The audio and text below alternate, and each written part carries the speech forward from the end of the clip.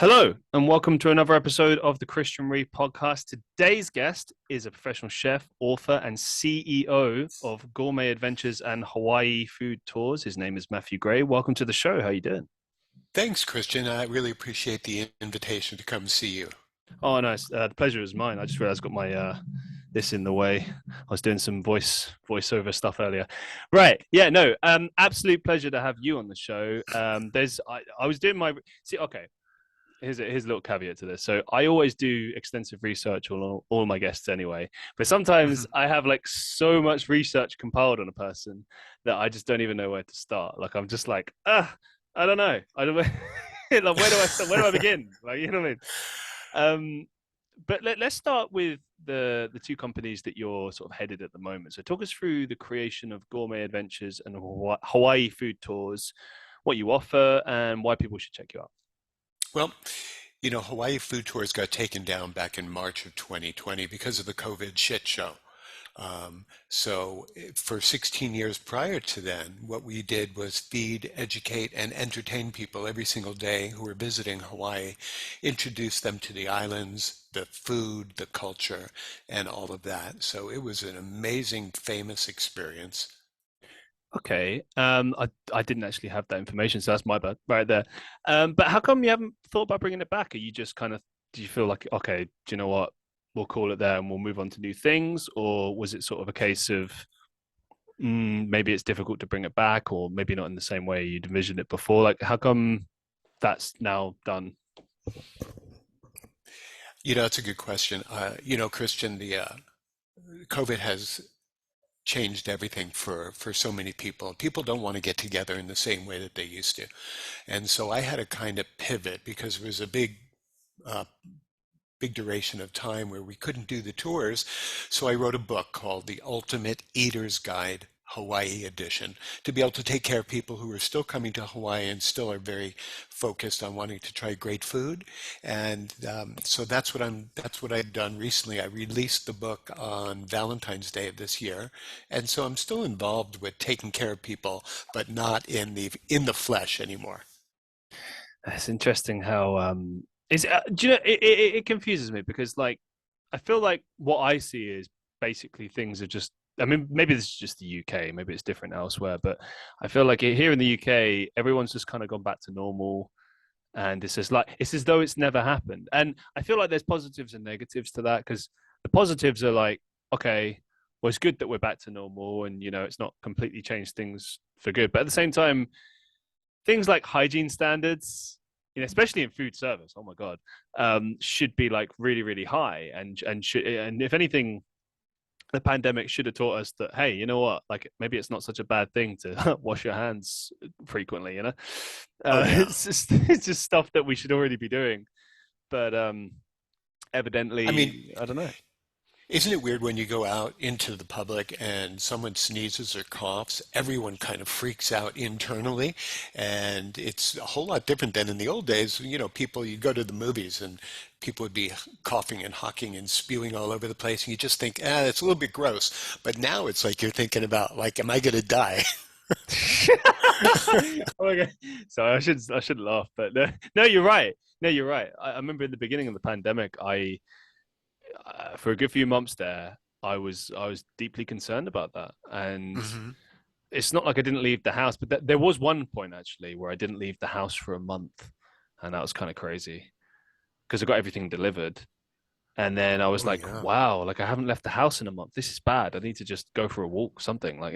Oh yeah, definitely. It's changed everything. So, Okay. regarding my business, I really had to do the pivot. There's been a lot of requests from people who are coming into Hawaii who want to do the tour, but then I see that there's still too much discomfort to bring it back. So for the time being, I'm doing some other things and counseling people and all that, and utilizing my food experience that I was educated in London, so your neck of the Yes. woods. Yeah. Le Cordon Um, Bleu in London. Right, right. So, that was very interesting, being able to live there and school there and learn a lot about the formalities of education of food and culinary. But my experience is all over the globe doing all different kinds of groovy things. I got to ask because from the information I had, you trained, is it from 1979 through to the early 80s? Is that correct? That's right. Yeah, a long time. So obviously the game would have been a lot different back then. What can you tell us about your experiences training at Le Cordon Bleu? Well, it was pretty much the significant aspect of training there was being able to drink in the United Kingdom and learn about London and meeting the great people. I just have kind of this Anglophile thing going on to where everything UK works for me. And I still fantasize about going back and living there, maybe for a long duration. Mm. Yeah. No. What brought you to Hawaii? Like, were you born and raised there or elsewhere, or why Hawaii? I was born in New York, lived there to the age of 10. My family then moved to Los Angeles. They didn't tell me right away, but I caught up with them eventually. And then what do you mean? Well, they just one day they were just like, "Oh yeah, by the way, we're going to LA. Like, see you later." bye. Um, and then uh, and then I moved to Hawaii in '93. So I've been here almost 30 years. So I can't really move any further west and still be in the United States. So maybe it is time to come to London and live there. Maybe. I mean, typically when you spend a great deal of time in a certain place, it's for a reason or several reasons. Like, what would you say are the, let's say, like the biggest things you've learned just living in Hawaii, or your biggest takeaways from living in Hawaii? Hawaii is the most unusual and unique part of the United States as far as state to state. And it has a very high Asian influence and a wonderful history, and it is gorgeous. So I can understand what attracts people. Also, there's a big spiritual kind of magnetic appeal to it. Interesting. For me, it allowed me to do all of these creative things because my life has been one creative endeavor after another. So I became a food writer and a restaurant critic, and was just involved with taking care of people and working in the newspaper and feeding and entertaining people every day. That's been my whole life. I grew up in a family that, you know, when times were good, you would celebrate by eating. When times were not good, you would kind of soothe your soul by eating. And everything was drawn to eating. Every single thing in between good and bad was always related to what's for dinner. I like the way you think. I feel the same way about food. I What don't do think you eat? anything, man. Uh-huh. I love food. Like I always, I'm a Taurus. That's my star sign, and they say that Uh-huh. we love food, and I am very much into my food. And I've had to learn to sort of rein it back and be a bit more sensible with my portions and stuff like that because I can go crazy. And I don't think I've ever sat there and felt like sad about eating food. Like any like whatever's going on in my life, it could be the worst day ever. But if I got some food and I'm sitting there and I'm eating that food, it's like ah. I totally get that. I totally get that. However, being a chef and being the kind of like snobby background person I was brought up to be, now when I go out, it's sort of something that I accept a lot more easily than I used to because I used to have what I call a diner's remorse. I'd go into a restaurant, drop a lot of money, and then say, I can make that better at home. But now when I go out, I'm just really accepting and happy that I'm not, cooking in the kitchen and that Yeah. I'm being waited on and taken care of. Well, that's the key thing, isn't it? Like I think a lot of people always talk about like, oh, let's say you go to a restaurant and the food is that kind of like, it's all right. Maybe you could have better at home. Like, really, you're paying for the experience, the service, the ambiance, if you like, um, the whole package. Because you know that the food is going to be overpriced, whatever it is. Even if it's something that's maybe on the cheaper side, it's still going to be a lot cheaper to make that at home. And I would want to think that most people would be aware of that, but not necessarily, right? Um, but I do feel like I don't know if this has happened in Hawaii, but I know in the UK, like everywhere, I remember somewhere in the mid to late 2000s, like everywhere was trying to be like a gastropub, right? And maybe it was the influence of shows like Gordon Ramsay's Hell's Kitchen or Master Chef, shows like that, where it's like, oh, everyone's kind of obsessed with cooking, and that's great. That's a good thing. That's good, I think, if anything. But At the same time, I noticed like a lot of hospitality businesses were trying to like step up the game, which would sounds great, but when you start to actually look at, you know, how they change everything as far as like a marketing perspective and the visual perspective, and then what you're actually getting, like I don't know, for me it's infuriating. Like, um, let's say I go to a pub and I get, I don't know, a burger and I order a burger meal of some description at a pub. I expect to get, Yeah. you know, a reasonably sized burger, some fries, maybe a bit of salad for, let's say, £8 to £10, something like that, right? What I'll normally get, because of this whole gastropub nonsense, is like a wooden slab with a tiny burger in the middle and maybe some fries. That'll be 15.95, please. What? Oh, And wow. it's like, Crazy. but so many of those companies jump on that and do that, and it is trends and stuff like that. But You know, it's all these artists in the kitchen, running restaurants, and the marketing people in the back who think that if they show you a nice time by putting artistic looking food and drink down, that that's enough. But that's not enough. That's not the whole picture. You know, it begins and ends when you walk in through their door, how you're greeted, what the food is like, what the service is like, and do they provide an atmosphere, an ambiance for you and me to be able to sit down and have a great meal together. that for me, like, is more important, to be honest, than the food. Like, I've had situations where maybe the food wasn't as great, but the service was so good that I didn't think about it too much. I was like, oh, it's okay. And I think it's all relative, isn't it, to wherever you're actually eating it at, like the establishment you're eating at. Like, I think you always have to be fair and reasonable to, as far as your expectations are concerned. So, like, I remember I tried some food at a friend of mine's workplace, and it was just a pub. It was nothing special. So I didn't expect, you know, anything that special. I kind of had a rough idea in my head of like, okay, this is what it should taste like. This is roughly how it should be priced. And I remember thinking, okay, it's definitely overpriced for what it is. And when I got it, I was like, well, I can get something better at the local takeaway for like £3 cheaper. Like, this is, I don't get this. But then other places, like for me, the most important thing is things being appropriately priced. So like I'm more than willing to spend a lot more money like on something that's genuinely worth it, because in my mind it's like, okay, well, you're just paying for something higher quality, and that will cost you more. But when it's, I don't know, I just get infuriated when I get overcharged for something that's not worth it. It just seems like a bit of an injustice of some description. You know, I totally agree with that.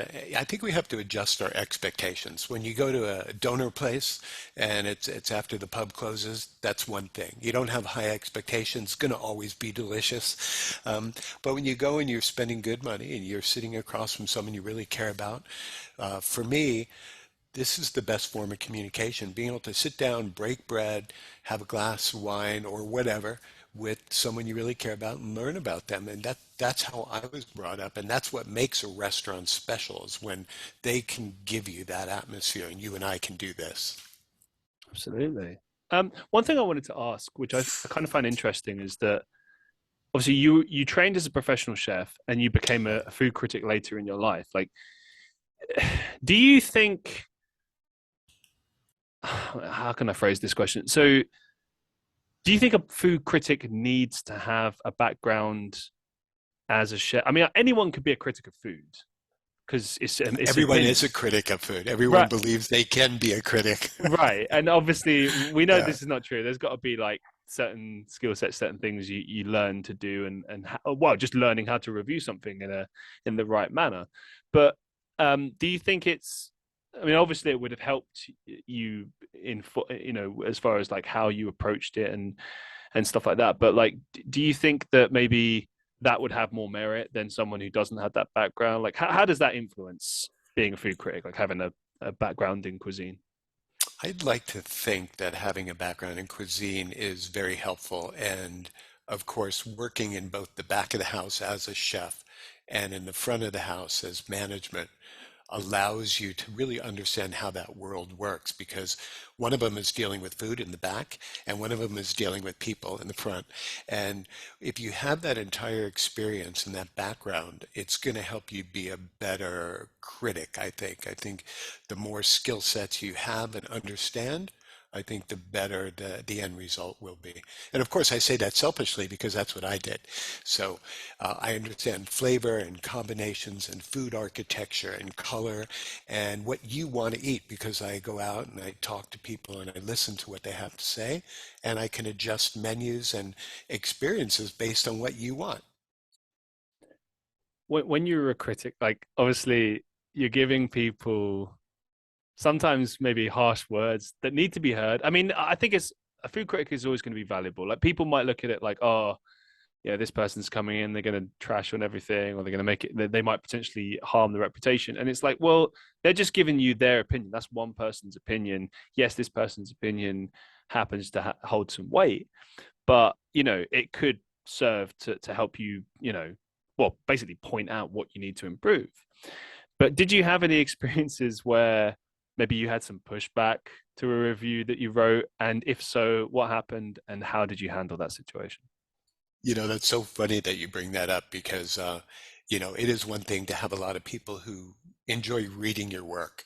I was working for Hawaii's largest newspaper at the time. I was the food critic, and when I went out there and I would write a review, the first thing I would think about is, well, what do I want to review next?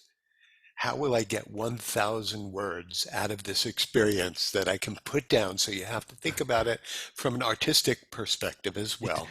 It's a And rainy then, day in Hawaii. exactly. The air And was cold. I never went in to kick anybody's ass Sure. or to hurt their reputation. However, I speak the truth, and my truth is related to my readers and the people who work hard for their money, who want to get good value. Going back to what you were talking about earlier, I know you're laying out a lot of money. I want the value expectation to be met by the restaurant. So I did hurt a lot of people, not uh, with incentive to do so, but by speaking my truth. And I believe that with my education and my background, my truth was very important for people to be able to understand. But as far as the repercussions on that, I worked in a newspaper where I was the creative editorial side. And then, of course, in a newspaper being a company, a corporation that is generated um, in large part to making money, there was an advertising section of the newspaper. And when I would write a review and it would be somewhat negative, the people who were in advertising sales would like wait for me in the parking lot as I was walking to my car and they would try to run me over because I hurt the reputation of some of their clients, their accounts. Um, so there was kind of internal strife just at the newspaper, never mind what the restaurants and the public thought. Interesting. I suppose, yeah, no matter what kind of opinion you have, you're always going to get some pushback. But I can't believe people go out of their length. Like you're just writing a review. Like it's not like you're trying to get them closed down or something. I mean, Oh, definitely. That was never my incentive. I always went in to tell the truth and to write creatively and clearly about what I was experiencing.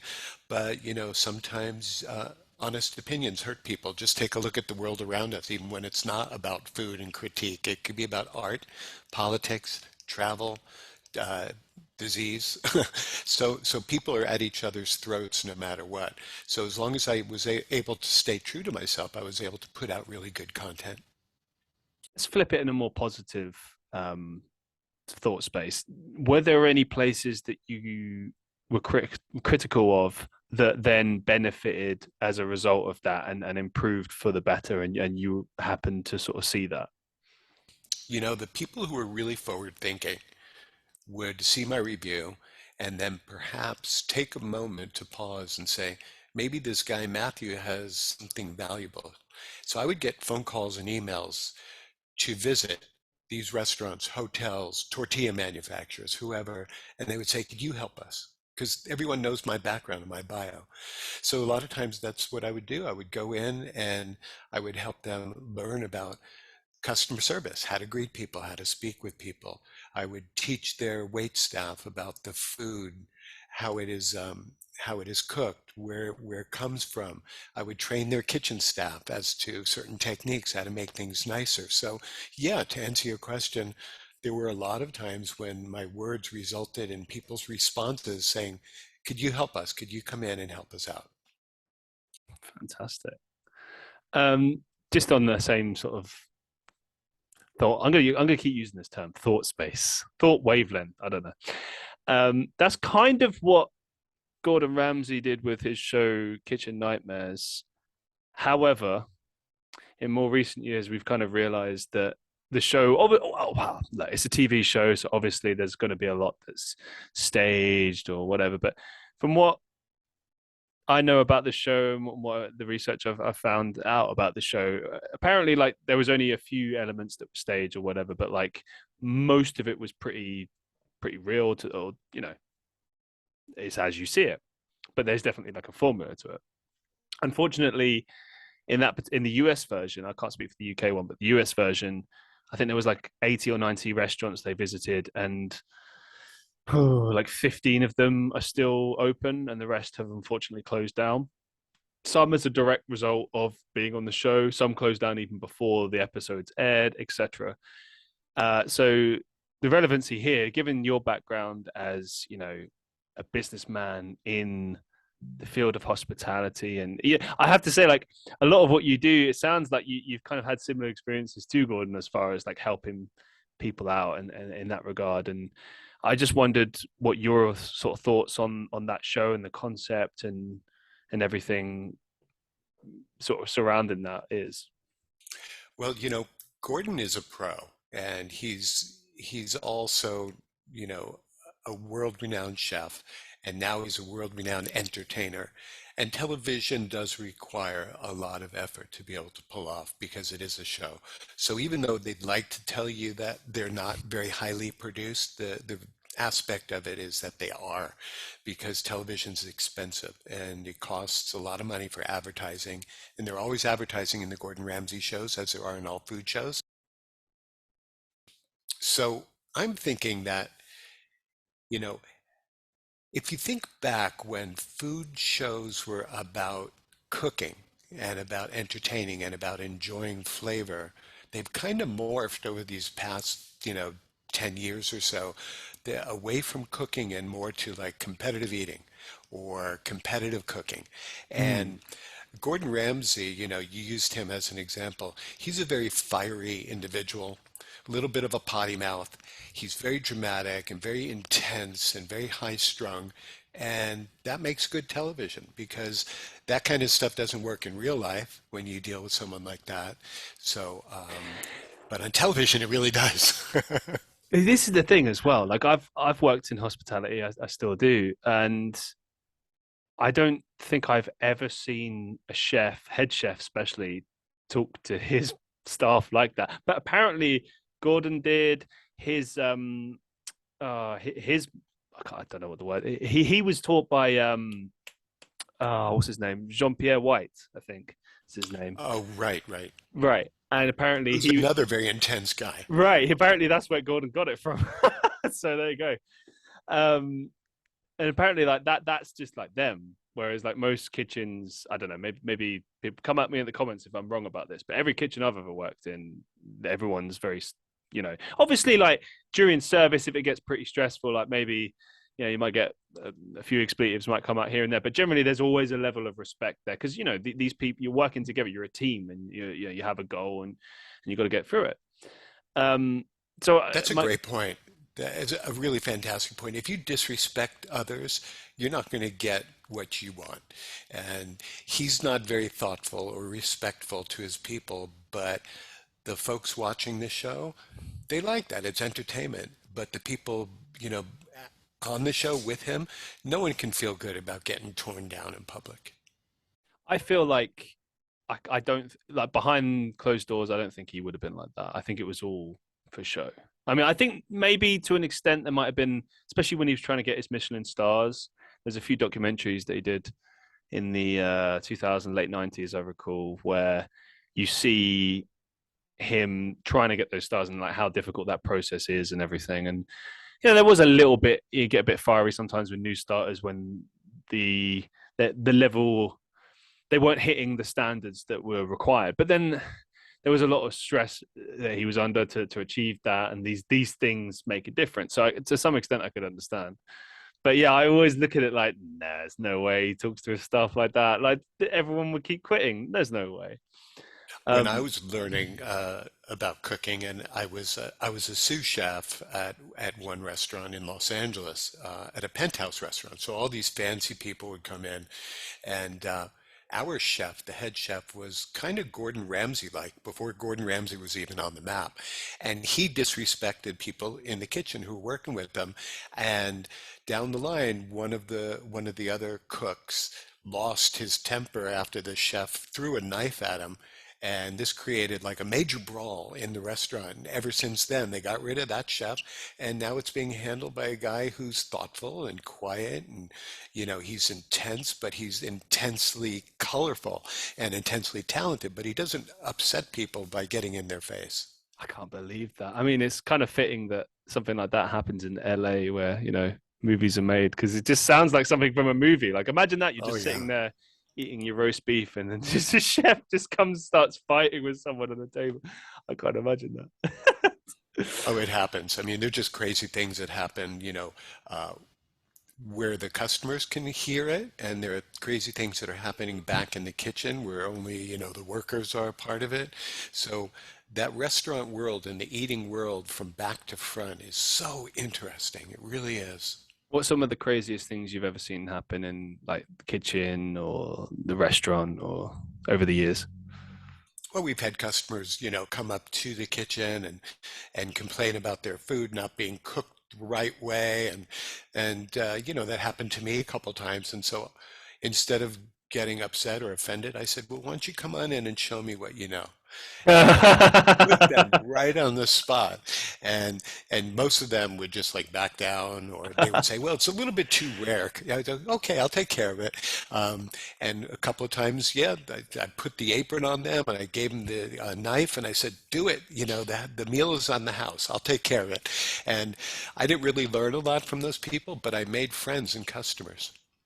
Wow. Yeah. Fair enough. Okay. No, I dig that kind of approach to it. I think because some people there does seem to be this kind of sense of entitlement sometimes. Like I've said this to friends of mine before that I don't believe in that concept of the customer is almost right, always right. Sorry, I think that's just the thing that's made up to try and kind of force people to work harder and like don't get me wrong. We live in the review era where it can really affect your reputation. So you should do everything you can to make sure customers are happy. But that doesn't mean that they're always right. And because the power is in the hands of the customer, sometimes you get people that kind of try to exploit this power and they'll say things like, I'll get you closed down, or, my power is in my words, I can destroy you. Da, da, da, da, da. And it's like, try it. Like you won't be able to. And sometimes I get it. Like I work as a bartender and I would say I really do try to go out of my way to help people. Like I like to see people happy. I like to give people a good experience. Like for instance, I was doing a cocktail the other day for someone, and maybe I took a little bit longer because I just wanted to perfect it because it was something. It was just like a daiquiri or something. But our recipe says that you should put in way more lime juice than you're supposed to. Like it would absolutely destroy it. So Right. I played with a few things and made it really sweet. And she looked I could tell that she knew what I was doing and she was really appreciative of that. And it just made me feel good afterwards. Like I love making cocktails anyway, but I could see that me taking making the effort just to kind of make sure her experience was a little bit better meant all the more.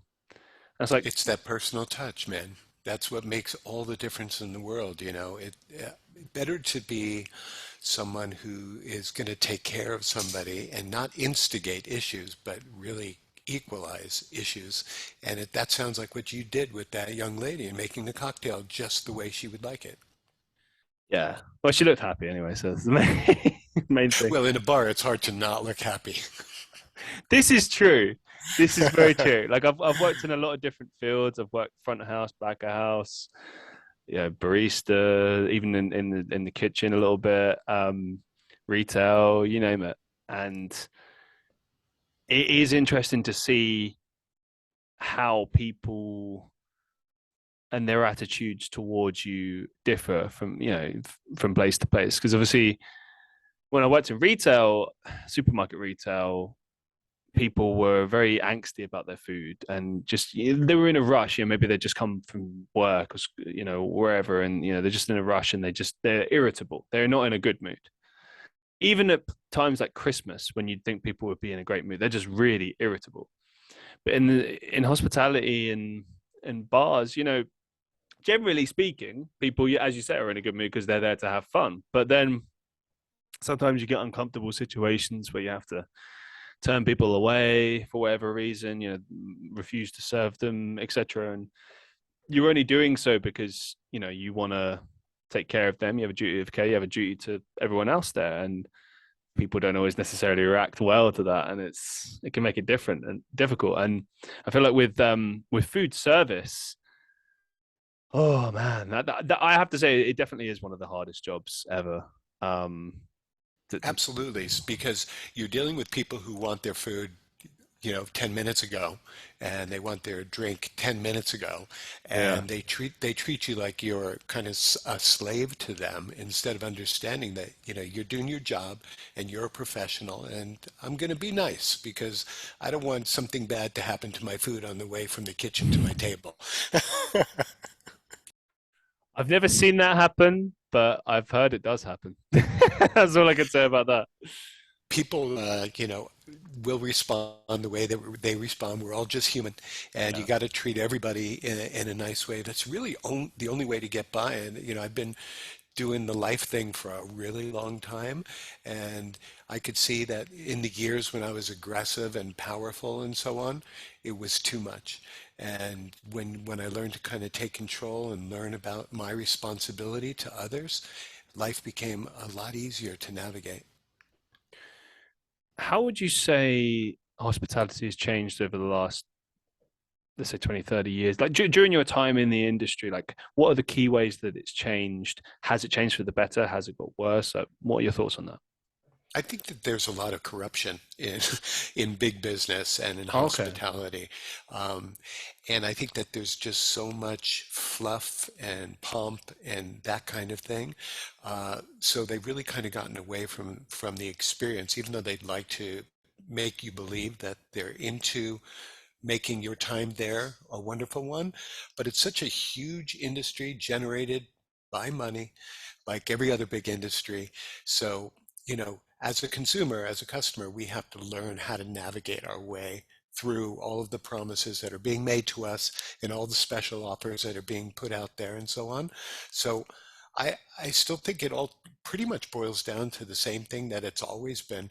If you provide a good, valuable service and you do it with a smile and you're kind and the people feel like they're loved a little bit, I think you're going to get a better outcome. One thing I've never asked anyone this before, but I'm intrigued. Like, what do you think about? And okay, bear with me. Like, let's say like you take somewhere like McDonald's, which is not a restaurant. They might call themselves a restaurant. It's not a restaurant. It is fast food. You get what you're given, right? You get what you pay for, right? And but Sure. I love a good McDonald's every once in a while, so no shade there. But I will say this, and not it's not just them. There are many businesses like this where this is the picture, this is the image of the thing that we're selling, and then what you get is something very different. And there's obviously this joke with McDonald's that they because sometimes the burgers are like flattened, so it's like as if they've gotten Right. like a mallet and just like hammered it to the point where it's like flat like this. My question to you is: do you think that's kind of like false advertising, or do you think that's acceptable to kind of market in that way to consumers? I mean, I feel like for major restaurants, like higher quality restaurants, the image you see is what you will get. But on these sort of lower quality places, that's not so much the case. So I just wanted to get your thoughts on that. Do you mean that when McDonald's commercials run on television and they show you like a ginormous burger that's juicy with cheese dripping and it's just appealing to the eye, and then when you get there, it's not that? Yeah, but like that's continuous. It's not just those ads, but like it'd be on like billboards, it'd be anywhere. Like, and there's so many companies that are like this. and it's just very. I feel because I have a background in marketing. That's what I studied, right? Oh, tell me And about that. I studied at university. I got a degree in business management with marketing as the specialism. Worked in the industry for about 4 or 5 Oh, years, cool. Uh-huh. corporate and freelance, etc. And yeah, I love marketing. It's interesting to me, Oh, yeah. from the psychology perspective and everything. And but when I look at these things, like I'm just kind of like that. Just seems like false advertising to me. Like, and there's a lot of things in the food service industry that okay, yeah, there's jokes made about them, like people are aware, but like that's one of them. Another one is like when a place says like, "Oh, we make the best coffee around." Like, okay, that's tongue in cheek, that's fine, but still, like it's all to me, it's like false advertising, it's false promises. You have so many different elements to a company or a corporation. You have the art department, you have the marketing people, you have the sales people, you have the creatives, you have the bosses. And, it's really difficult to round up everybody and get a finished product that works. So that's why the larger companies get, I think the more out of place their their final product is going to be. I think only small mom and pop businesses are going to get the product that they really want because on the grand scheme, the grand level, it's very, very difficult. You have too many chefs in the kitchen, so to speak. It almost sounds like you're saying that like they expect their product to be bad, so they're trying to make sure that they put all the money into the marketing so at least it will look good when you're trying to sell it. You know, This is what you get. who knows really what their incentive is. However, that said, I would question everyone's motives when Yeah. it comes to big business, whether they know that the food they're serving is unhealthy or the food Sure. that they're serving is not what they are showing or promising. So, it's difficult to take an examination look at people and see, somewhere there's a disconnect here. And how do you fix that when these companies are just so gigantic, like McDonald's, like you just mentioned, for instance? I think logically, a lot of the time, from the customer perspective, it's like you different customers have different things that they prioritize, and that will ultimately come down to you know their expectations and then also affordability. You know, like I prefer things that are higher quality, but also I can't necessarily afford them, so I have to kind of accept cheaper things sometimes, and it is what it is. But at the same time, I don't know. I feel like how can I put this? The big businesses that they're kind of like they're being forced to change things up. Like even a place like McDonald's is changing and changing for the better, but it seems like people will always go for whatever the cheapest option is. Like generally speaking, like not everyone, Everyone, but they like look for price. certainly here in the UK, we are very Yeah. price conscious, and that explains why, for instance, like a fashion outlet like Primark is so popular. And again, I think it's good to have these options. I mean, I currently shop at the cheaper supermarkets like Aldi and Lidl because it's what's affordable, because the other Oh, yeah, places sure. they're just too expensive, unfortunately.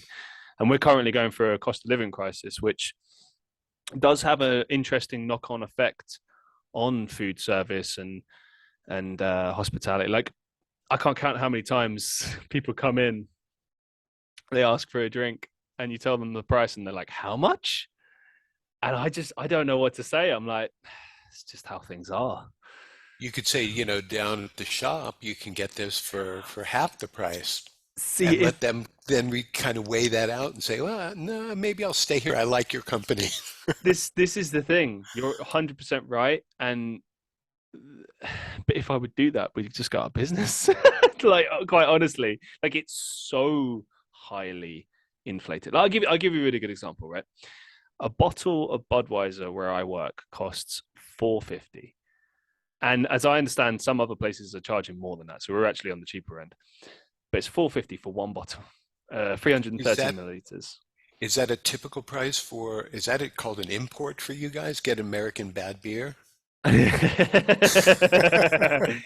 Well, maybe as a standard like serving price, you could say that. I mean, it's okay. The inflation has gone up like crazy over the last couple of Yeah. years. I mean, two years ago, you could probably got that for like. I reckon like £3, something like that, two Oh, fifty maybe. But specifically at a bar.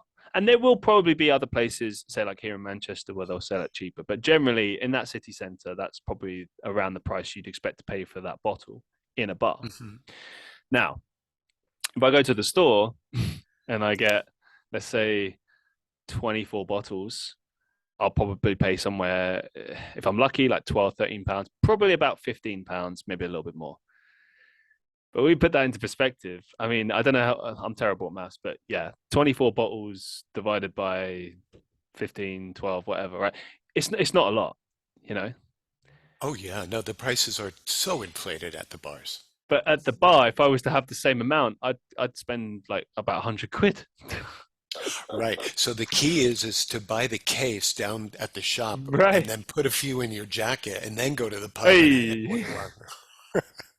Well, I think it illustrates a good point though, like what you said before about how it's well, people come for the experience, they stay for the experience. Absolutely, because yeah, you can drink at home, but you don't want to sit at home. You want to go out and see the world, get the Right. the feeling, the vibe, the conversations, the music, everything like it, and it extends to everything: food service, the bars, whatever the case may be. And for that reason, I think people will always go out, no matter how expensive things get. But it does still have an impact on things.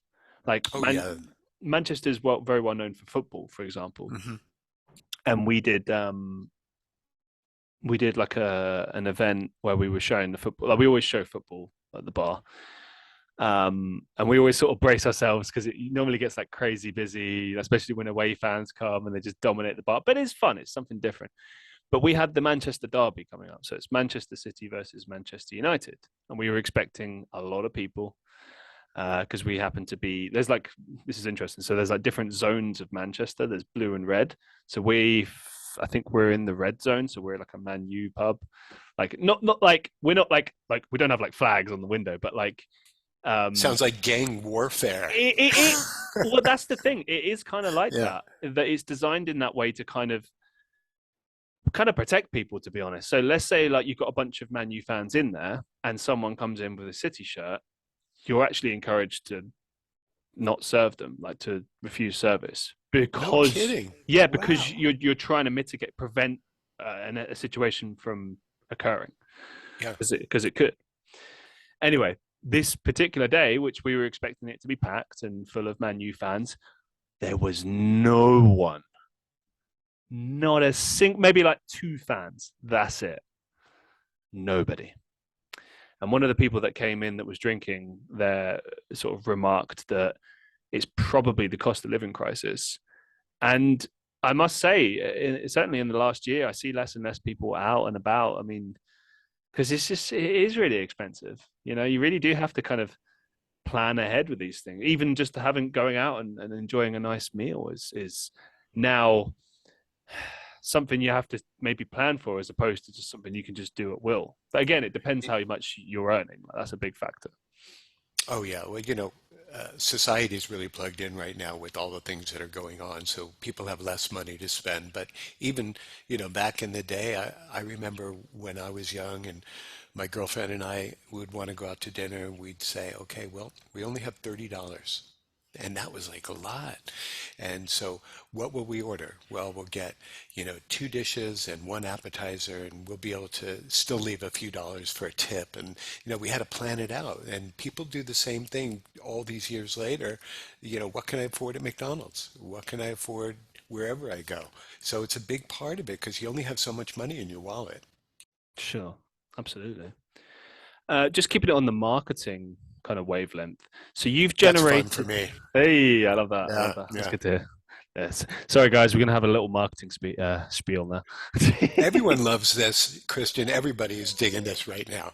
I hope so. I hope so. I really do because I love doing this show and Well, you're really good at it too. oh, thank you, sir. I appreciate that. Absolute pleasure. So you've generated $9 million in sales That and was have with the Hawaii food tours only. Yeah, that was the latest business. So yeah, that was really fun because I made an effort to make sure people had a great time. And if they had a problem with it, I give them their money back. So you get that out of the way. And then you talk to the person and say, what was it? that we did that upset you, or what was it that we did that you didn't enjoy, or that kind of thing, because money is always going to be the number one feature that drives people. So once you get that out of the way, give the customer their money back. You know what? They'll come back the next time because I treated them well. The customer loyalty is always the most important thing, then, rather than. Yeah, that's what we were going for. Even though most of our business were first time customers, because of the nature of our business being a travel business in Honolulu that catered to folks coming there, that puts a little bit of a tweak on the whole marketing effort, because most of my business were first time. And so they had to read the reviews, because now in the internet age, like you were saying a little bit earlier, everybody lives and dies by the review. So, working with people and giving them great customer service and customer care is going to generate good reviews, which means I'll have more business in the long run. From your perspective, like how do you navigate those reviews? Like what's your okay, let's say you get like a really bad review. Like how do you personally deal with that? Well, being a writer, I would always kind of take the opportunity to write my response. Sometimes it was a bit hostile or defensive, Mm. and occasionally it would be, I'm really sorry. Uh, how can I make it better? And things like that. It was some combination of all of those various different responses that I would do when I had a bad review. Of course, most of those bad reviews were not legit, um, but you still have to treat them as so they are. So because other people want to see how I respond as a person who runs a company. So there was always some combination of defensiveness or creative response or constructive response and that kind of thing. From the marketing perspective, which methods and techniques do you think contributed towards your success? You know, in my mind, marketing is made up of all of the efforts that you make to get in the face of your potential customer. And then sales is what you do once you have that customer in your midst. So the marketing efforts for me uh, were basically how me and my team would treat our customers and the experience that we're able to provide. And so you draw yourself a roadmap as to what you want, what you expect, and how to make it better, and then you just keep on delivering and putting it out there because it's fun. It's fun to make people feel good, and that's always been my philosophy, and so I'm going to stick with that. How do you think hospitality will change in the future? There's a lot of there's a lot of strange techniques that are being used now only because of what's been happening these last few years. So companies are coming back, and airlines are trying to come back, and cruise ships are trying to come back, and there are some big major cities I was reading about in Europe, Venice, Amsterdam, that are saying. We have enough visitors. We don't need any more tourism right now. And so Damn. everybody's trying to kind of respond to this whole thing that's happened here with the society, the travel society and people. So only time is going to tell how the companies respond to efforts that are being made in that direction.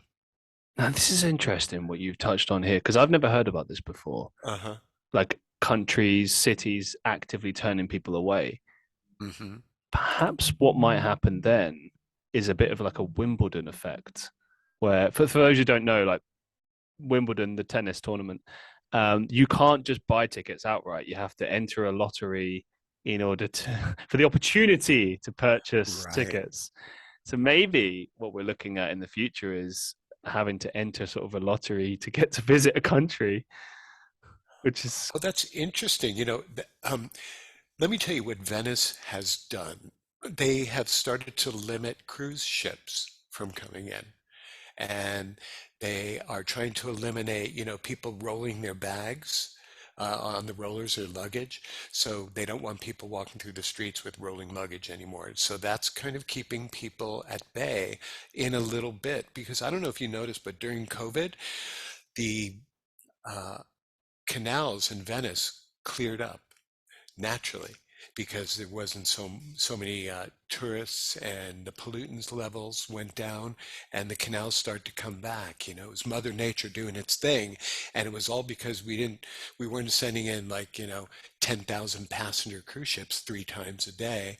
You know, mostly Americans who are going to be snappy and snippy and come and pollute your water and then leave later in the night. So I think Venice's efforts is good, and I think Amsterdam is doing kind of something similar right now. I've never been on a cruise ship, but I must say, everything I've read and heard about cruise ships just sounds awful. Don't Like do it. I agree. utterly awful. What there's a guy on YouTube. He does amazing little documentaries. Well, he goes by the moniker Ordinary Things. Go check him out. He's really awesome. Anyway, Okay. he did a show on cruise ships, and a lot of it. My biggest takeaway from it was don't go on a cruise ship because you will just get ill. like from No, that's like a great point. from That's a so great point. But yeah, even before COVID, now I call it BC. When people reference time, they say BC, like before Christ. It's not before Christ, it's before COVID.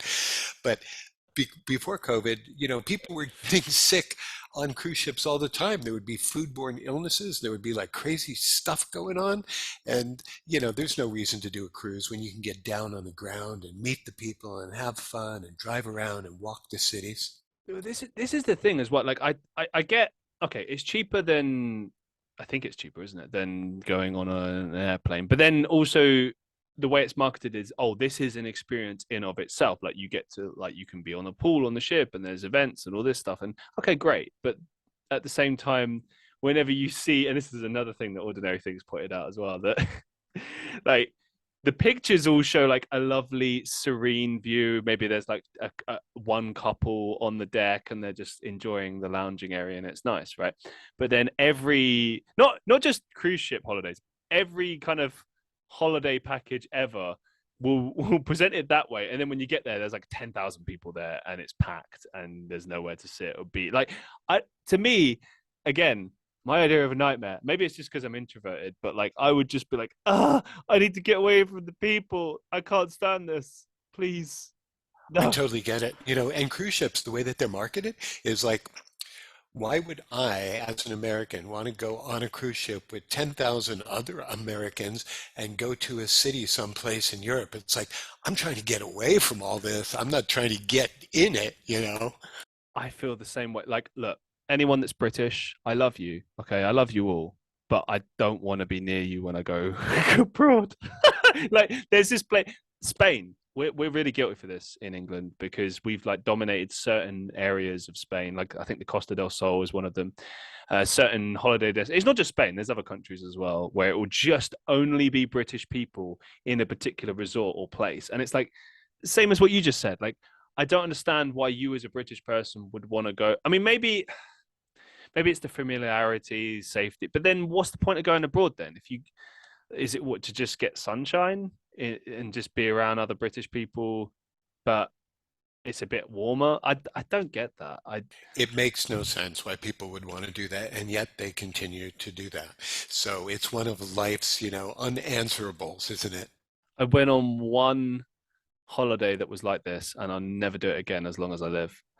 It was a trip to Bulgaria's sunny beach, which this was before it became super popular. Now I imagine it's like awful, but back then this was like 2013. Look, I mean, Bulgaria is beautiful. It's lovely. It's nice. But it was one of those, package holidays. And I mean, don't get me wrong, there were good parts of it. We got like an all inclusive deal where we had like free food and free alcohol, and it was a decent hotel as well. It's a 4-star hotel. It was all of that was great, but the actual just being on a beach element and like being around all the clubs and stuff, like I should have enjoyed this as a young person at the time. I think I was like 19 or something, but I remember just being on the beach for like half an hour and just being bored, and I was like, well, what now? Like, and maybe that's just the type of person I am. Like, I'm just more, I need to do activities. All right, fine. But I just never understood, like, okay, I'm going to do this week long holiday and I'm just going to sit on a beach for a week. I didn't get that either. You know, before I moved to Hawaii, I was living in Los Angeles and I'd go to the beach occasionally, but it was like no big whoop, you know. And people from LA are known to go to Hawaii around Christmas so they can sit and lay on the beach. And I thought, what an amazing waste of time, you know. So I never got it, and I understand people digging the beach, Yeah, but yeah, yeah, but yeah. to fly from a beach city like LA, where you can get to a beach in 30 minutes, or spend thousands of dollars and fly thousands of miles to sit on someone else's beach makes little, if any, sense. When you put it in that term, it just seems really odd. I get the idea of a beach day. I mean, I know I'm really hounding on people that like beach days. Look, there's nothing wrong with having a beach day, right? But just I don't get like having a whole week of it. Like it just seems like overkill. Like too much of a good thing is always a bad thing. You know, it doesn't matter what it is. It's just I think like this is what I learned about with me and holidays is I think the one week off is kind of the sweet spot. Maybe a week and a half. 2 weeks just feels like too much. I just get, but that's just me as a human being. I'm a bit of a workaholic. That's just how I roll. But I just, I don't know. I think obviously a big part of it is always going to be the type of person you are and what you resonate with and what you don't resonate with. But yeah, just not for me. Not for me. I'm the same way, you know. Of course, though, I've had opportunities to travel and I take full advantage of it, but I don't travel with groups of other Americans. So I travel with, you know, my wife or past girlfriends and that kind of thing. And that is a lot of fun when you can get down on the ground and explore. But I'm also, you'd never believe it, but I'm also kind of introverted. I light up when I'm with people that I enjoy, but I dig my time at home. I like laying on the couch watching sports or watching a show or sitting and writing. Uh, and you know, spending time with the kitty cats and that kind of thing, listening to music, whatever it might be. Um, you can't always be on, but some people force themselves to always be on. I don't think that's great. Nah, but that was something interesting that happened, and I think I've said this on the show before, so apologies if I'm repeating myself. But during COVID, I noticed there were a lot of people who are extroverted who are having a really difficult time with it. And don't get me wrong, I sympathize with them. It must be difficult to have these things taken away from you that you really enjoy. And my leg's going into cramp mode right now uh, while I'm doing my podcast. Just inconvenient. Go ahead, go But and massage yourself. I'll no, take no, care of no, everybody. no. The show must go on. No, like when people are used to going out all the time and meeting people, getting the energy of the place, and then now they're not able to do that, and they have to just constantly be at home. That is suffocating. I totally understand that because I'll be Psychologically, we've all been affected, and many people have been very messed up by not being able to go out and look someone in the eye and shake hands. When was the last time you shook someone's hand, you know? oh, And or given someone a hug, right? there was an American guy at the bar the other day that did that, and I hesitated. I shook his hand. I waited until he left, and then I immediately grabbed the hand sanitizer. I had nothing against him. I'm sure he's very Oh clean, yeah. but just you just have to. Hey, they can be the cleanest machines in the Yeah. world, but I'm going to go to the basin and wash my hands. Well, we have them just at the bar, like in bottles, like just as standard now. Which I think is good. It's good to have that stuff there now. It's just, Oh, it's in our cars, it's in our pockets, it's in ladies' handbags. You know, the sanitizing lotion is everywhere and is here to stay, as are the masks, it appears. I remember I dated a girl in high school who she was a little bit OCD, but like not in a there's nothing wrong with her or anything. She's just happened to be like that. And I remember she'd always carry around a little bottle of hand sanitizer, and she told me that like a lot of people would mock her for that. And I always just laugh at like how things have like turned out now, and like she must have probably got a bit of a chuckle out of that. Like, see, you thought I was crazy, but look at what's happened now, She's huh? way ahead of her time, that one. I just thought that was brilliant. And the Life same is thing, funny, man.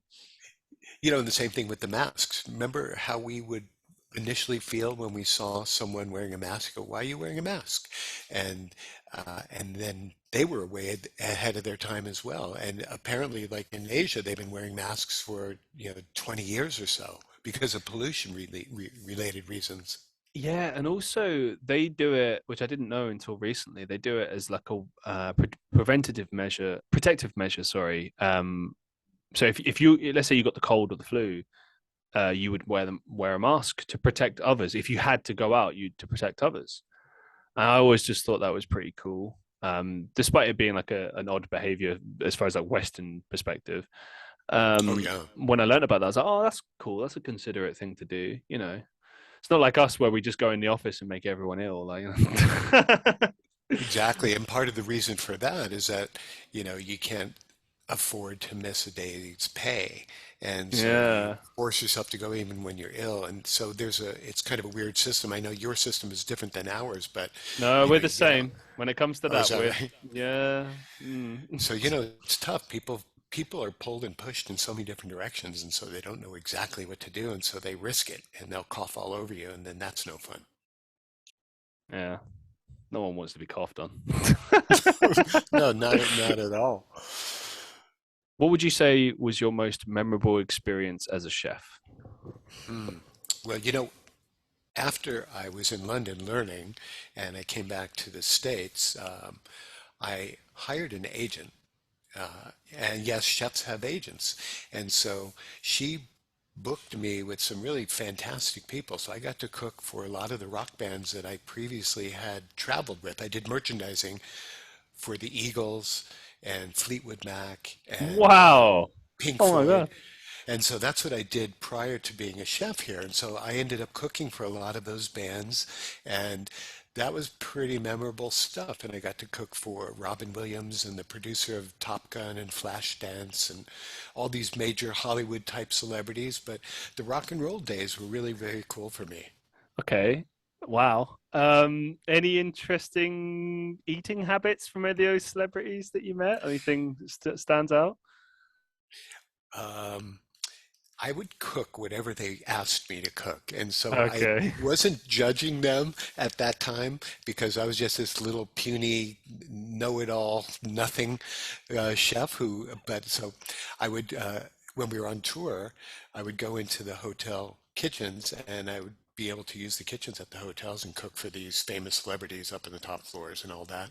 And so, you know, that kind of a lifestyle was pretty wild. The whole drugs, sex, and rock and roll thing that they were living and that I was kind of like slightly connected to, but I was feeding them at that time. And so getting to travel and be a part of that was pretty wild all by itself.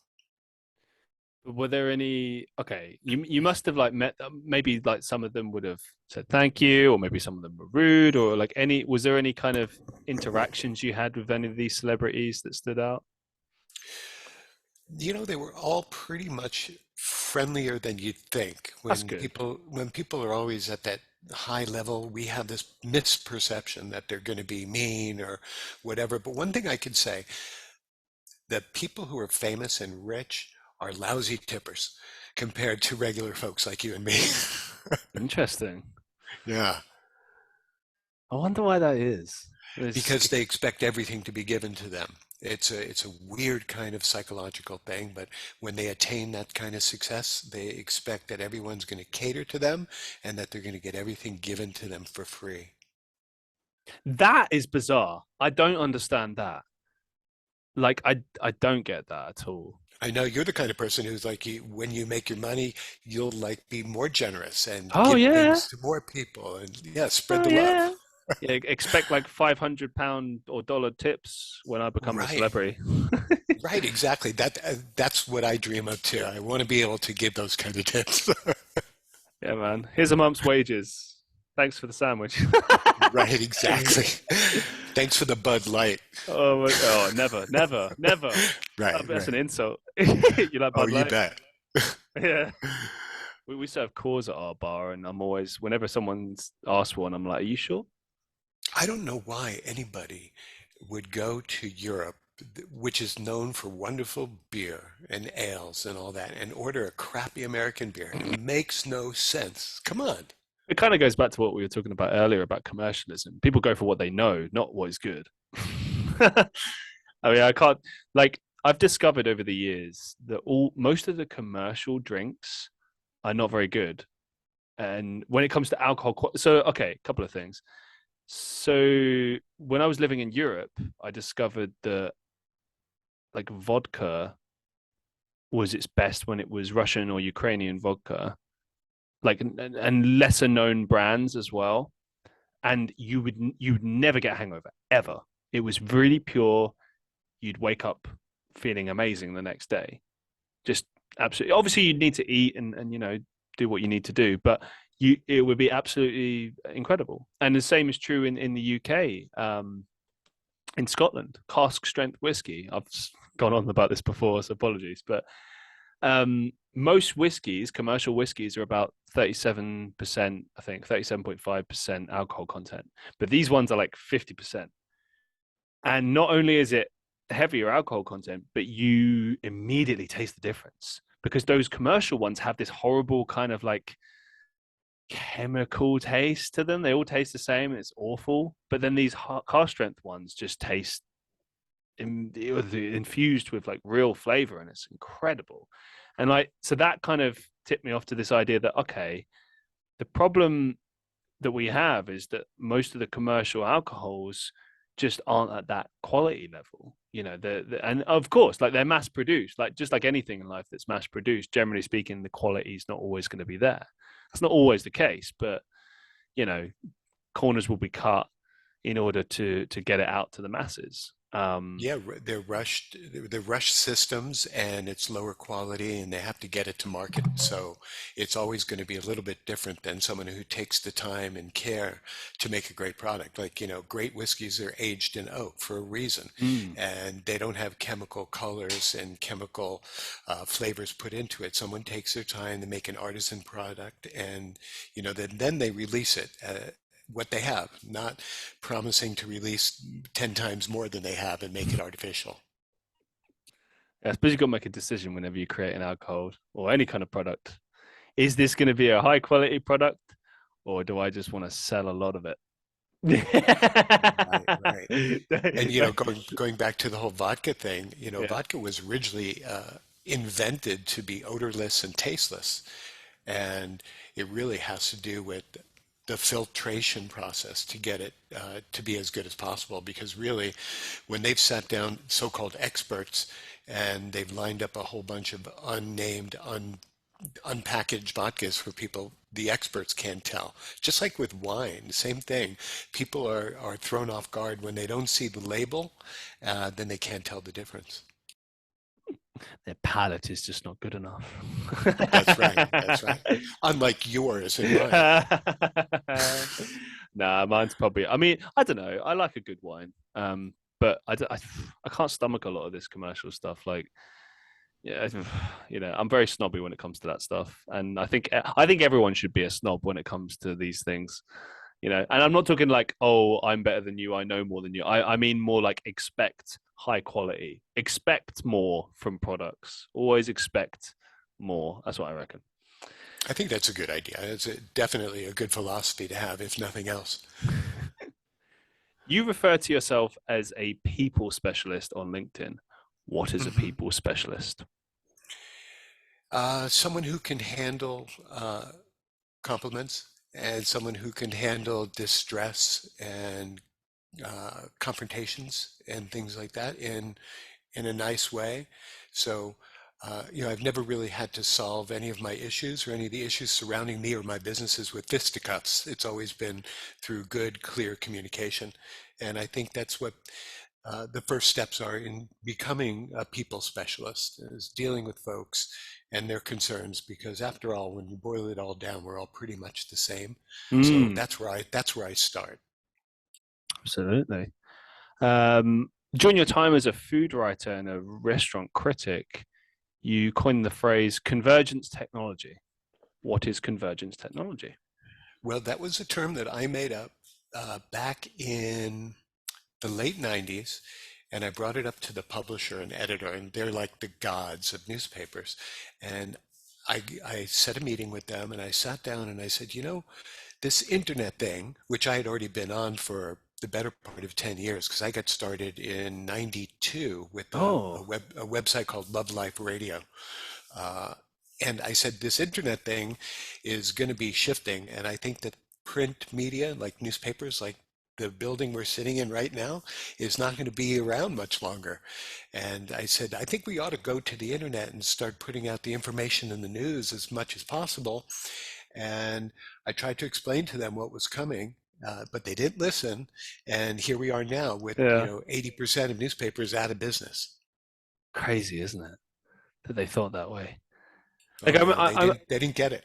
I remember seeing an interview with Jeremy Paxman, and he was interviewing David Bowie in like 1998, 99, something like that.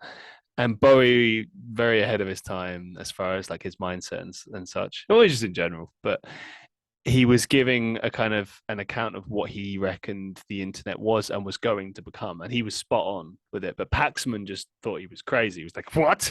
The internet becoming this bit? Well, it's poppycock, isn't it?" And of course, it wasn't. It became the thing as it, because of course it's going to become like that. We're always fascinated with the new thing. That's what we're always fascinated with. And while we always do marvel at the past and what has happened, the fact of the matter is the new thing is always going to be the thing that grabs most people's attention, generally speaking. Oh yeah. And Bowie was way ahead of his time because I think he understood the impact that the internet was going to have on musical property. Mm. And because in the old days people had to sell the vinyl or the CDs and they had to get on the radio. And so the whole music industry has been turned on its head because of the internet. And so everything has changed. Oh, that's crazy. Yeah. Do you think that technology has benefited hospitality or ruined it, or because I know we briefly spoke a little bit earlier about how it might change it in the future and stuff like that, but just over the years, like, do you think it's been a benefit or detractor? I think technology has helped out, at least behind the scenes, and being able to process customers and business and Mm. being able to give people the opportunity to market and advertise and promote. Uh, so it's something we all have to get used to. And, a website 15 years ago was like, what? And now it's like, where's my website? It's right here. And you see the UPC codes and you see the everything and websites. It's just amazing. It's a part of our everyday right now. Incredible stuff. But Uh, as far as hospitality is just that's such a big picture because it's huge corporations that are running it, and they have to change with the times as well. So a lot of that old-fashioned thinking just won't work anymore. I don't know that the corporations are necessarily always winning, to be fair, as well, because Right. I feel like small businesses, small restaurants, there's always talk in the news about how, like, oh, they're going to close down, they're going to be impacted by the big businesses. But like, they always seem to be more appealing than and attractive than, like, your commercial businesses. Like, they will always have an audience, don't get me wrong. But, it's like I read somewhere that McDonald's, again, sorry to use this example, but it's just because it's everywhere, it's standardized, whatever, right? And I remember reading in the mid 2010s how their rebrand. You remember when they briefly sort of marketed themselves as like a coffee place, which was odd. Um, Oh yeah, that was during that phase. They also were a salad place for a while. um, yeah, they kind of lost their identity a Yeah. little bit there. They closed down a bunch of stores, also restaurants and whatnot, and it happens to every business. But they're going through the same thing again right Hmm. now. They're closing businesses, and it happens. You have to kind of constantly reinvent yourself because the world is always changing, and you have to change with it, as you mentioned before. But when you're like a big business like that, like, at the end of the day, there's always going to be a time limit on these things.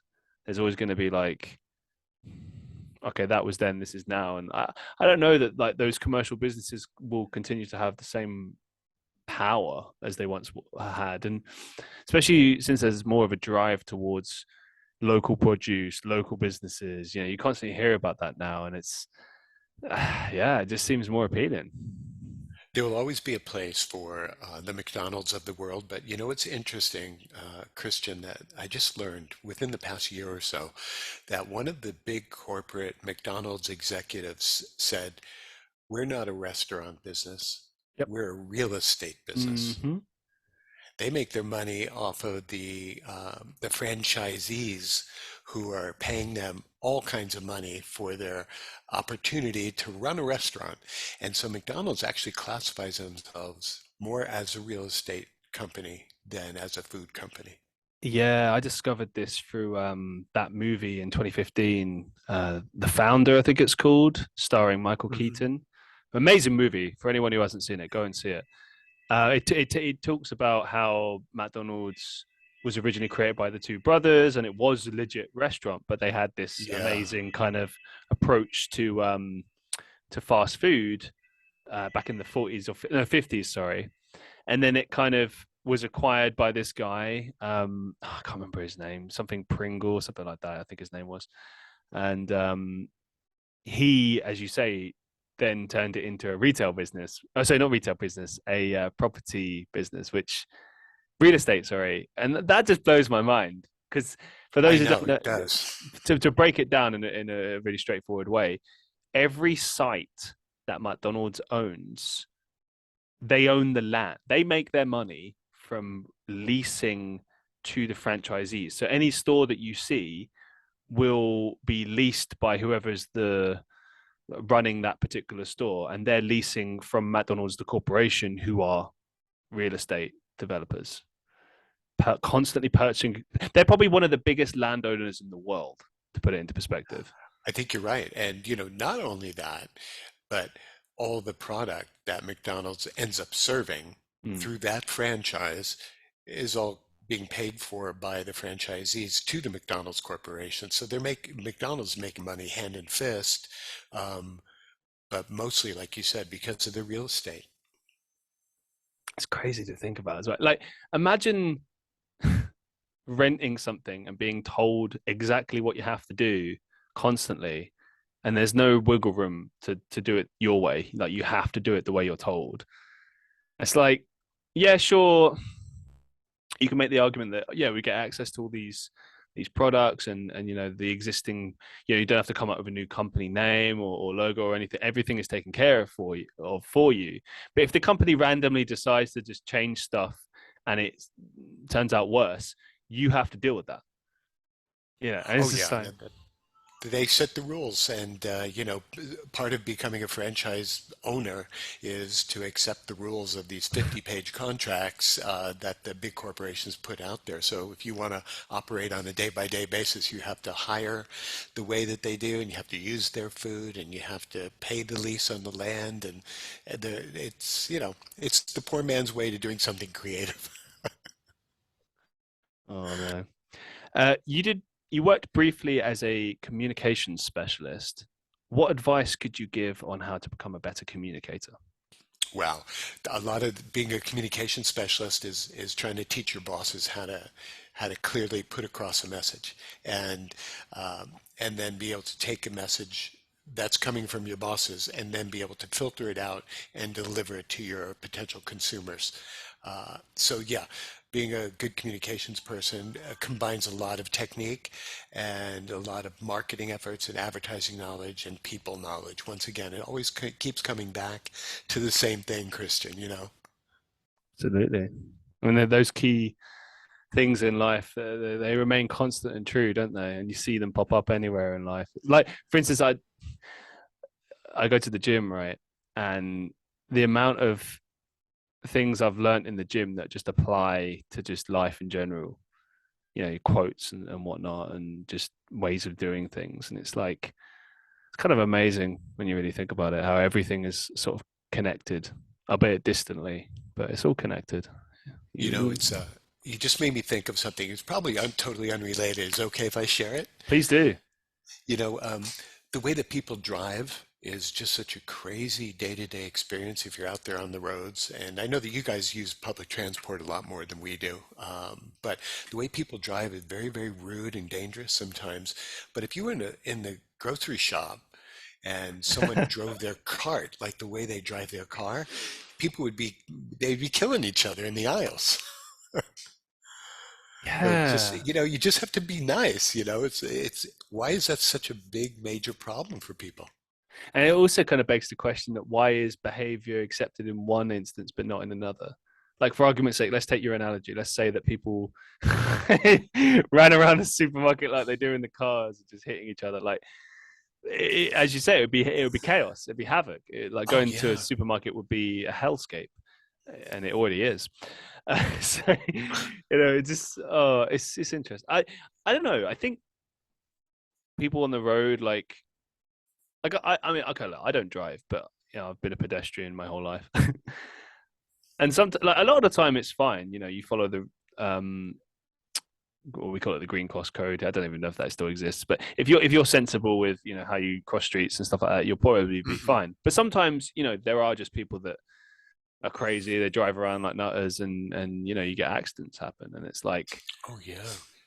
how do you navigate that? And if you're on the road and you're a driver too, and you're having to kind of navigate this, it's like every day you go out and drive, you're at risk, essentially. So it's a Oh risk. yeah. And also, just people's basic knowledge. So many people are scared to fly, let's say, Hmm. and they feel safe driving. And yet, when you take a look at the statistical numbers, you'd see that driving is like really dangerous compared to flying on the per mile basis and all that. But so that's all about how we think. We think something, and because we think it, it must be true. But that isn't the You case, right? mentioned earlier that you were a radio host and interviewer for the Love Life Radio Network. So I got to ask, what were your kind of most memorable experiences and life lessons that you sort of took away from your time as a radio host?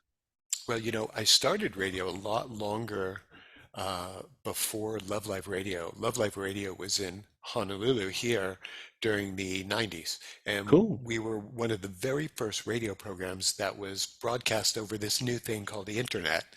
And that show was focused on love, relationships, sex, travel, food, all the good things in life, not religion or politics. So we talked about all of those great things. But even before that, back in Los Angeles, I did shows. One of the first shows I did was Matthew the Primetime Chef, where I went to a big, hot, young radio station and we'd take calls from listeners. And the whole object of this game was to have the listeners call in with the reason why I, as the chef, should drive to their house while the show is on the air and go and cook for them in the middle of the night quite often. And so it was a really fun kind of contest game that we did live on the air, Matthew the Primetime Chef. So the four or five of us in the studio would be taking all the calls from our listeners, and you know people would be giving reasons why I should leave the station now and come cook for you. So I would cook in the middle of an emergency ward at a hospital. One time they won. One time I went to a police precinct and I cooked for all the cops aboard there.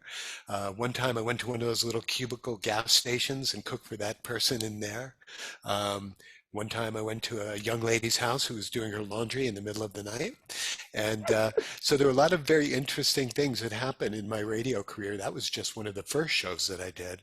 And then I went on to do Midnight Rendezvous, which is a late night interview show, like your show, really, really thoughtful and sweet and nice. And, I've just been in radio pretty much my whole life. So it's been a long time. And now I'm thinking about eventually starting my own podcast because I'm seeing how much fun, Yes. how much success and fun you're having. I was gonna say, like, you got so much to talk about, so much.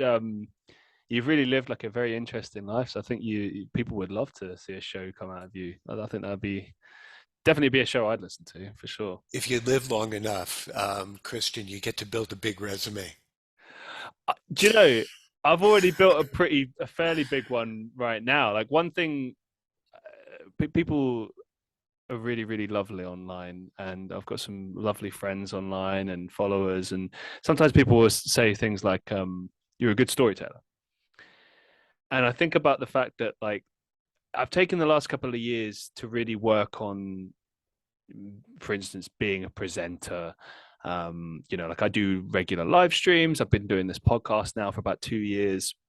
When I first started doing this stuff, I was really nervous. Like I didn't know how to naturally present, because it's not a normal thing. Like this is not like Right. a normal conversation. Like there are elements to it that are normal, but it's still, you're still presenting, you're trying to put on your best version of yourself. And Hmm. I've always tried to lace authenticity in that. Like I want it to be as authentic as it can be without just being a buddy conversation where we're just sitting and shooting, well, I'm not going to say the word, but you know what I mean. um Oh, come on, say the word. Shooting the shit. Okay, Right, because the reality is like it's two different vibes, but I really wanted to go for like a show that is conversational but still somewhat professional and ordered and structured, because that's another thing as well, is like having a good structure and a format and something that flows naturally that you can listen to. But I guess my point with all of this is it takes time to kind of build that confidence in yourself to be able to do that. And then also to be able to talk about things, you got to live. You got to go out there and do stuff and live and accumulate stories, and then find a way to be able to then tell those stories in a sort of a compelling way. And that, I don't know that there's necessarily an easy way to kind of explain how to do that. I think everyone has their own way of doing it. Like for example, two of my absolute favorite storytellers of all time, completely different industries. You've got Jim Cornette in the wrestling business. He's a historian of wrestling. He's been everything, like a on-air talent, a promoter, you name it, he's done it. And he is amazing to listen to. Funny, witty, quick off the, like he's, and he's getting, I think he's in his 60s and he's still sharp as ever. It's incredible. And then on the other side, you got like someone like Dave Chappelle, comedian, who is just like, I don't know if you see his shows now, like he's not even really doing comedy anymore. He's just telling stories and it's just compelling. Like he just talks and it's amazing to listen to. yeah, some of those guys are great. I mean, and that's the maturity of their wonderful abilities over a long period of time, right? I think it all comes down to confidence. When that little kind of flicker in your head just kind of changes one day and you realize, hey, I'm just gonna be me and let's just see what happens. Like I'm not gonna worry anymore what people think about me. I'm not gonna worry if they like it or they dislike it. Because look, whatever you do, people are gonna hate it either way, love it either way. Like, so you might as well just be you and do what feels right and natural, And That's great advice. that's the thing. Like I know it's what I find really interesting is like sometimes I'll meet people for the first time and we just click and it's like Hmm. you can just talk for it. Like I met someone recently, she's become a good friend of mine, and we've only known each other like a few months now, if that, but it's like we've known each other all our lives. But then there's other people I try and talk to, and it's just awkward, and I can't get anything going. And then I start to question myself. I'm like, is there something wrong with me? Am I boring? And then I'm like, no, it's not that. It's just you just click with different people, and that's it. That's all there is to it. And it's like this show. Sometimes you get people come on, and you have more of a rapport, and Yeah. sometimes you don't, and that's okay. Well, you're very outgoing, and so I think Like that you said, that's a huge element to be able to present and speak and you know not necessarily going from the script all the time because a lot of people will have a script they'll follow, they'll ask questions based on their script, but really the key, the magic happens when you go off script and then you be real and authentic like you said. I mean, that is the greatest part of doing any sort of a conversation when you're with somebody. that's always my hope. Like, and again, I've said this before, but like, I always have like questions here, and some of them I've asked throughout this show. Hmm. But what Hmm. I'm trying to get is the conversation rolling, so that then I can sort of just forget about that this is here and just That's right. focus on. And then occasionally I'll just like, if I need to shift, I'll ask a question to get it in a different topic or subject or whatever, or get conversation moving forward. But yeah, that's what I want. And like sometimes Hmm. there's been times when I've done the show and I've literally not asked a single question I had on my paper.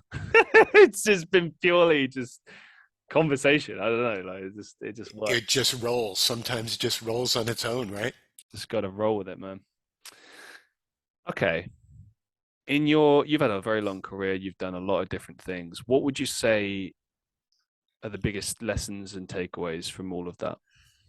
You know, suggesting that I've had a long career is just a Nice way of saying I'm old. No, And I get no, that. no, no, Just no, kidding. no, no, no, no, no, no, no, no, no.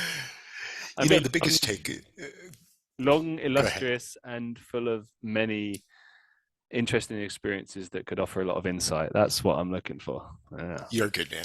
The thing that I've learned most, and especially like now at this stage, I'm like in that pay it forward mode where I have a lot of knowledge that I'd like to share because Mm, surely I'm highly unemployable right now, but I can share stuff with people. Like recently, these last 3 years or so, I got into learning about metabolic health and science related to the food that we eat and the health that people are going through, the health situations and issues. So I've learned a lot about food at a scientific level, and I'm helping people now um, tweak their diet, get off medications, mm, uh, to not be obese anymore because the obesity level in your country and in America is out of control. We're talking about, 40 to 50% of the population are obese and or have diabetes in mm. one level or form or another. So I'm helping people overcome a lot of that stuff with good, really wonderful science that's going to be helpful. So that's what I'm doing now on the side, and I'm really digging it.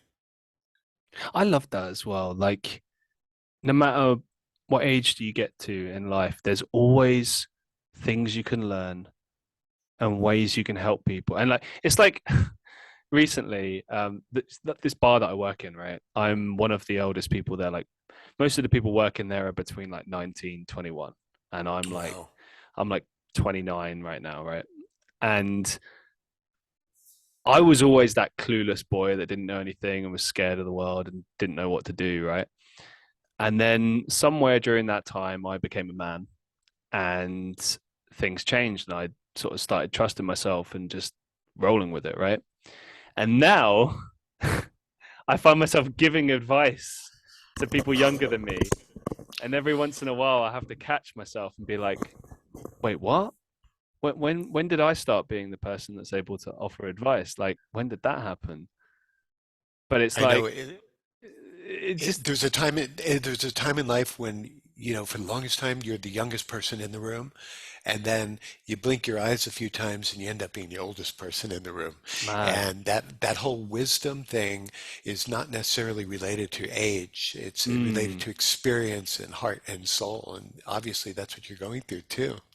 It's incredible, isn't it? Like, Yeah. but I like your ethos. Like, it's always good to give back and look for different ways to do that, and look to keep moving forward. Like the journey is not over till it's over, and Hmm.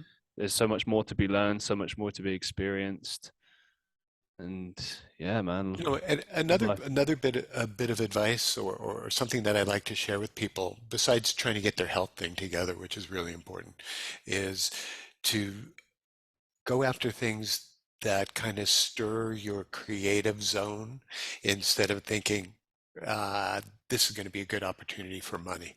So if you go after something because of the money, chances are it won't be in any way satisfactory and it won't build all the important things inside. So you might as well go for the color and the creative because that can eventually morph itself into like a much happier existence. What's the best advice you've ever received? Mm. Well, that's a really good question. And I was going to try to be funny there for a second, um, but just probably only treat people in the way that you want to be treated, if I'm going to be real about it. And it really results in a good kind of experience when you're with someone if you do that. Couldn't agree more. Yeah. And what's the biggest life lesson you've learned so far? I don't know. These past couple of years, I would definitely question that because things have changed since COVID. So, life lessons, I think, is just being able to take care of family and hopefully get taken care of by family, and making sure that your essential core existence is safe and healthy and as happy as you can be. Brilliant. You know? As we draw things to a close for today, do you have any upcoming projects or some final thoughts that you'd like to share with our listeners? I think that if any of the listeners are having any health issues or are taking medications that they really don't want to be on anymore, or they're a little bit chubby and they want some help in losing weight and getting to that healthier point, then I would love for you to reach out and contact me and be happy to give everybody, uh, a, some of my time and some of my expertise to help people, reverse their disease or get off their meds and eat a healthy diet. And I know it sounds funny coming from a lifelong chef, but I think that that in part really plays an important role as to what I'm doing now. Couldn't agree more. Yeah. Yeah, thank you so much for being a guest on the show. It's been an absolute pleasure having you on the show, and yeah, I wish you all the best for the future. And to you too, Christian. I hope to be able to see you. I'll be in Manchester soon enough in the future and maybe go out and have a few too many. I would love that. That would be I amazing. would too. I would too. Thank you so much for inviting me. It was really a great time. And what time is it there now? It is 8:45 in the evening. Fantastic. The Thank late you for one. having me. Great show. Thank you, sir. And to all the listeners of the Christian Reeve podcast, as always, be safe, be well, and I'll see you in the next one.